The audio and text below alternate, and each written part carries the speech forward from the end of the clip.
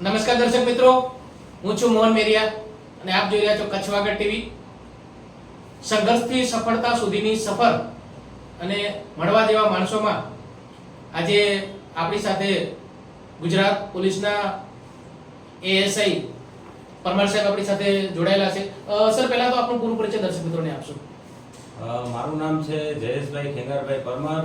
હું પૂર્વ કચ્છ ગાંધીધામ જિલ્લામાં એએસઆઈ તરીકે મારી ફરજ બજાવું છું હાલે. સર, પહેલા તો જે છે આપણું બાળપણ અને તમારું નેટિવ પ્લેસ. મારું મૂળ વતન ઊંઝાની બાજુમાં કામડી ગામ વતનીનો છું અને મારા ફાધર પેલા ફોરેસ્ટમાં હતા. એટલે અમે બાળપણ મારું સૌથી વધારે ભચાઉમાં જ વીતેલું છે મારું. અને સૌથી હું 1 થી 5 ધોરણ ત્યાં આગળ જ ભચાઉ સરકારી શાળામાં ભણેલ હતો. અને ત્યારબાદ 6ઠા ધોરણમાં મેં પરીક્ષા આપી, 5માંથી પરીક્ષા આપી. 6ઠા ધોરણમાં મેં એડમિશન જવાહર નવોદય વિદ્યાલય ખાતે લીધેલું છે ત્યાં આગળ. અને 6 થી 10 ત્યાં આગળ હું અભ્યાસ કરેલો છે મારો ત્યાં આગળ. બરાબર. એટલે જવાહર નવોદય ડુમરા કચ્છ. હા, બરાબર. એટલે 12મા સુધી તમે ત્યાં 10મા સુધી ત્યાં સુધી અભ્યાસ કરેલ. બરાબર. અને અને ત્યારબાદ 2/11/1996માં મારા ફાધર એક્સપાયર થઈ ગયેલા હતા. ત્યારબાદ હું પાછો રિટર્ન ત્યાં આગળ આવેલો હતો. ભચાઉ પાછો અભ્યાસ ચાલુ કર્યો. 11-12 ત્યાં આગળ કરેલું છે ભચાઉ સરકારી શાળામાં. બરાબર. અને એના પછી જ્યારે તમે ખાસ કરીને પોલીસ ડિપાર્ટમેન્ટ જોઈન કરવું હોય તો એનામાં કંઈક કેટલા લેવલ સુધીનું એજ્યુકેશન કમ્પલસરી જરૂર હોય છે અને એમાં ટ્રેનિંગ પીરિયડ છે તે કેવા પ્રકારનો હોઈ શકે છે? પોલીસ ડિપાર્ટમેન્ટમાં જોઈન્ટ માટે તમારે અભ્યાસ વધુમાં વધુ 12 સુધીનો અભ્યાસ જોઈએ છે. અને એ 12 અભ્યાસ પૂર્ણ કર્યા બાદ એનો ટ્રેનિંગ પીરિયડ છે 9 મહિનાનો ટ્રેનિંગ પીરિયડ છે. ટોટલ 9 મહિના સુધી તમારે જુનાગઢ છે કે વડોદરા પીટીએસ છે ત્યાં આગળ તમારે 9 મહિના એનો સંઘર્ષ કરવો પડે છે.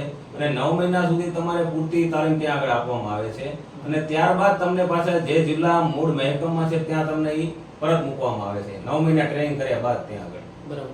અને જયેશભાઈ, વાત કરીએ બાળપણની, તો બાળપણની પારિવારિક પરિસ્થિતિઓ કેવી હતી અને બાળપણનું તમારું જે બેઝિક જે એજ્યુકેશન ભચાઉમાં જે તમે ભણ્યા તો એ સમયની પરિસ્થિતિ કેવી હતી? બાળપણમાં એવું હતું પરિસ્થિતિ કે મારા ફાધર 2/11/1996માં એક્સપાયર થઈ ગયા હતા.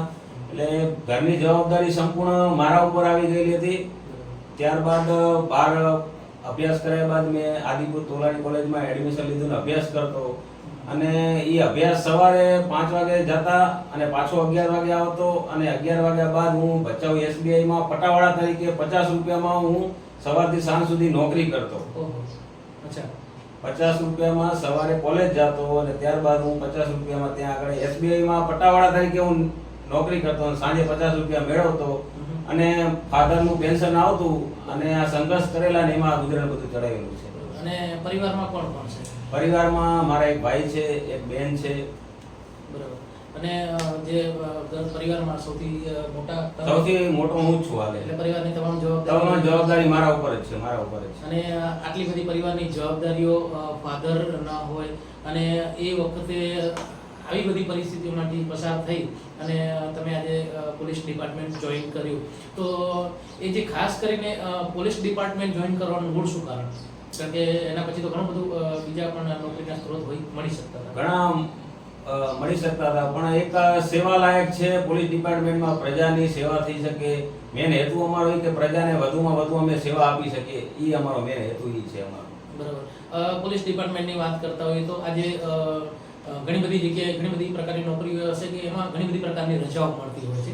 તો પોલીસ ડિપાર્ટમેન્ટ એવો હોય છે કે જેની અંદર કોઈ પણ જાતના વાર તહેવારો હોય કે કોઈ પણ જાતના જે સાંસ્કૃતિક કાર્યક્રમો થતા હોય કે આવા બધા પ્રકારની અંદર ઘણી બધી જગ્યાએ ફેમિલી રિક્વાયરમેન્ટ હોય છે કે આપણે મેળામાં જવું છે, આ તહેવારમાં જવું છે. તો તમારા પરિવારમાં આવી જે રિક્વાયરમેન્ટ હોય છે ખરી, અથવા તો પરિવારને કઈ રીતે મેનેજ કરો છો? ઘણીવાર મેળા કે આ બધા જે હોય છે તેની અંદર ફેમિલીનું પણ રિક્વાયરમેન્ટ હોય છે કે અમારે પણ મેળામાં જવાનું હોય છે. પરંતુ અમારી નોકરી એવી છે જે 24 કલાકની પોલીસ ડિપાર્ટમેન્ટની બંધાયેલો હોય છે. બરોબર છે. પણ અમે આમાં 24 કલાક નોકરી પૂરી કરીને ત્યારબાદ અમે ફેમિલીને અમારા પૂરતા પ્રયત્નો કે ફેમિલીને પણ અમે ટાઈમ આપીએ, પૂરતો સાથ સહકાર આપીએ. કારણ કે આજે પરિવારને ચલાવવો છે, નોકરી પણ કરવી છે, તો બંનેને મેનેજ કરવું એ આમ જોવા જાવ તો બહુ ટફ છે પોલીસ ડિપાર્ટમેન્ટ માટે. અને અહીંયા આગળ આજે વાત કરી તો કચ્છની જે પ્રજા છે તો તમે કઈ કઈ જગ્યાએ કચ્છમાં કઈ કઈ જવાબદારીઓ સાથે કઈ જગ્યાએ તમે જોબ કરેલી છે? મેં કચ્છ જિલ્લાની અંદર સામખિયારી પોલીસ સ્ટેશન, પછી Anjar police station, Adesar police station, Dudhai police station અને કંડલા મરીન પોલીસ સ્ટેશનમાં ફરજો મેં બજાવેલી છે. બરાબર છે. અને ખાસ કરીને વાત કરતા હોય તો અહીંયાની જે જનતા છે, અહીંયાની જે પ્રજા છે, એનું પોલીસ પ્રત્યેનું બિહેવિયર કેવું છે? ના, પોલીસ પ્રત્યેનો બિહેવિયર હાલે આ જે દુધઈ પોલીસ સ્ટેશન વિસ્તાર જે છે, ગામડાઓનો વિસ્તાર છે, બધાનું બિહેવિયર બહુ સારું રહે છે ગામડા પ્રત્યે અહીંયા ત્યાં આગળ. બરાબર છે. કારણ કે આજે ઘણી બધી જગ્યાએ જોતા હોય તો પોલીસને નેગેટિવ દ્રષ્ટિથી લોકો જોતા હોય છે. ખાસ કરીને લોકોને એ ખબર નથી હોતી કે પોલીસ પોતાના પરિવારનો કે પોતાના જીવનો પણ વિચાર નથી કરતા, પોતાનો સમય ફાળવવાની જગ્યાએ 24 કલાક પ્રજાની રક્ષા માટે ઊભા હોય છે. તમને ઘણી વખત ક્યારે એવું નથી થતું કે આપણે અઠવાડિયે 10 દિવસની રજાઓ લઈને ક્યાંક ફરવા નીકળી જઈએ? હા, ઘણી વાર એવું થતું હોય છે, પણ રજા અમને મળે છે એવું નથી. રજા મળે છે પણ આ વાર તહેવાર કે આ બધું પતી જાય ત્યારબાદ અમને રજા મળે છે, ફેમિલીને પણ અમે ટાઈમ આપી શકીએ. એટલે ટૂંકમાં કહેવાનો મતલબ કે તમે વાર તહેવારે ખાસ કરીને પરિવાર સાથે ભલે નથી ટાઈમ ફાળવી શકતા, પરંતુ આમ રનિંગ દિવસની અંદર તમે રજાઓ લઈ અને પરિવાર સાથે ગમે ત્યાં કરી શકીએ. ઠીક છે. અને હાલ તમારે કેટલા બાળકો છે? હાલે મારા 2 બાળકો છે. 2 બાળકો અભ્યાસ કરે છે હાલે. બરાબર. ખૂબ સારી બાબત છે. અને ખાસ કરીને જો પોલીસ ડિપાર્ટમેન્ટ જે લોકો જોઈન કરવા માંગતા હોય યુવાનો, તો એમને તમારો શું સંદેશ હશે? પોલીસ જેને જે છે એમને જેને જોઈન કરવા છે પોલીસ ડિપાર્ટમેન્ટમાં, એ સખતમાં સખત મહેનત કરે અને વધુ વાંચન રાખે, સવારે વહેલા ઉઠીને દોડે, જે બધા જે પોલીસ ડિપાર્ટમેન્ટના જે નિયમો છે એ નિયમોને પાલન કરે તો વધુમાં વધુ પોલીસ ડિપાર્ટમેન્ટમાં જોડાઈ શકે માણસો. જયેશભાઈ, અમે સાંભળ્યું છે કે તમે એક સારા એવા કલાકાર પણ છો, તમને ગાવાનો પણ શોખ છે, તો એકાદ બે કડી દર્શક મિત્રોને સંભળાવશો? ગાવાનો શોખ છે. તમારી ગમતી કોઈ એવી બે કડી? આપણે સૌથી વધારે કચ્છની અંદર માં આશાપુરાનું વધારે જે આસ્થા છે આપણા માટે, તો એનું મેં સોંગ પણ બનાવેલું છે, મઢવાડીમાં આશાપુરા. તો એની 2 લાઈન હું કરી આપને હું સંભળાવી શકું છું. હે મઢવાડી મારી આશાપુરા માવડી, દુઃખની ઘડીએ માં આવે દોડી દોડી. હે અંતરનો નાદ મારો સુણતી, પલમાએ કામ મારા કરતી. મઢવાડી મારી આશાપુરા માવડી, દુઃખની ઘડીએ માં આવે દોડી દોડી. ખૂબ સરસ અવાજ છે આપનો. સિંગિંગ માટે એટલે આ તમારું શોખ છે, તમને ક્યારથી તમને લાગ્યું કે તમે? મને બાળપણથી જ આનો શોખ છે, બાળપણથી સિંગિંગ કરવાનો ને એ બધું શોખ છે મારા માટે. બરાબર. અને હમણાં તો 2-3 ગીતો પણ તમે રિલીઝ થયેલા છે, આલ્બમ રિલીઝ થયેલા છે. ખૂબ સારી બાબત છે. કારણ કે તમે આ બધી જોબની જવાબદારીઓ, પરિવારની જવાબદારીઓ અને એની અંદર પણ તમે તમારો પોતાનો જે વ્યક્તિગત શોખ છે એને પણ તમે ન્યાય આપો છો. ખરેખર આ બહુ સારી બાબત કહી શકાય.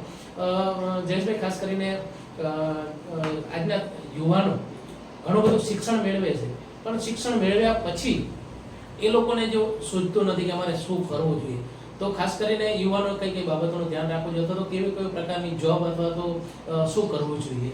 જો દરેક યુવાનને ખરેખર જે અભ્યાસ કર્યા પછી મારું તો મંતવ્ય એવું છે કે જે પણ એમને નોકરી જે પણ મળતી હોય તો એ સ્વીકારી લે તો વધારે સારું, એવું અમારું મંતવ્ય છે.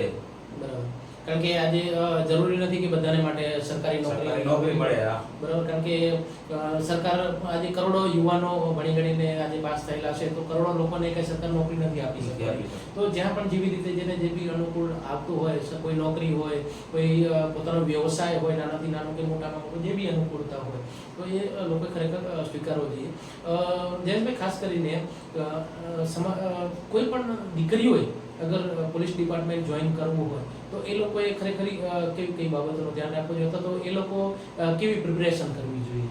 પોલીસ ડિપાર્ટમેન્ટમાં છોકરીઓને જો ભરતી થવું હોય તો વધારેમાં વધારે સારું છે, અને ભરતી થાય તો વધારે સારું છે, અને બેનિફિટ ઘણા છોકરીઓને મળે છે પોલીસ ડિપાર્ટમેન્ટની અંદર. બરાબર છે. અત્યારે તમે ટૂંક સમય પહેલા તમે એએસઆઈ તરીકે તમારું પોસ્ટિંગ થયું, તો આજે તમને કેવું ફીલ થાય છે?